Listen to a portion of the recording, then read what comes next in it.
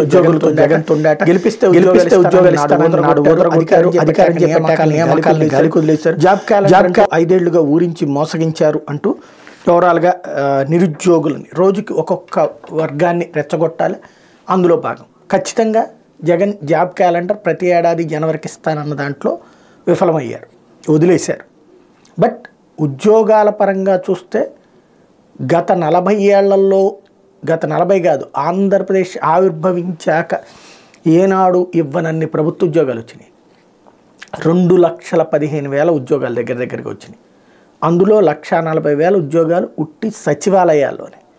అవి ఉద్యోగాలుగా కనిపించలేదు ఇక్కడ.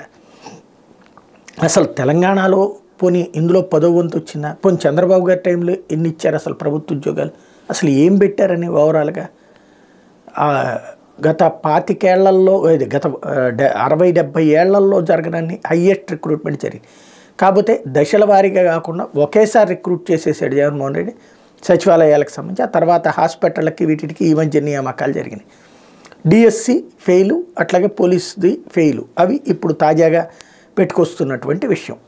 అది వాళ్ళ ఎక్స్పెక్టేషన్కి తగ్గట్టుగా లేవు. ఆ ముక్కండంలో తప్పులేదు. బట్ చంద్రబాబు గారు 2014లో హామీ ఇచ్చారు, 1999లో హామీ ఇచ్చారు. అప్పుడు ఎప్పుడైనా చేశారంటే బాబు గారి హయాంలో ప్రభుత్వ ఉద్యోగాలు అంటే దాన్ని ఏమంటారు, బియ్యంలో రాళ్ళు ఏరుకోవడం లాంటి. ఇప్పుడు భారీగా వచ్చిన వ్యతిరేకత సృష్టించడం అన్నటువంటి ఒక ఎజెండా కాబట్టి నడుస్తూ ఉంటుంది. ఇక దాన్ని ఎవరు మార్చేటటువంటి అవకాశం ఉండదు. లేకపోతే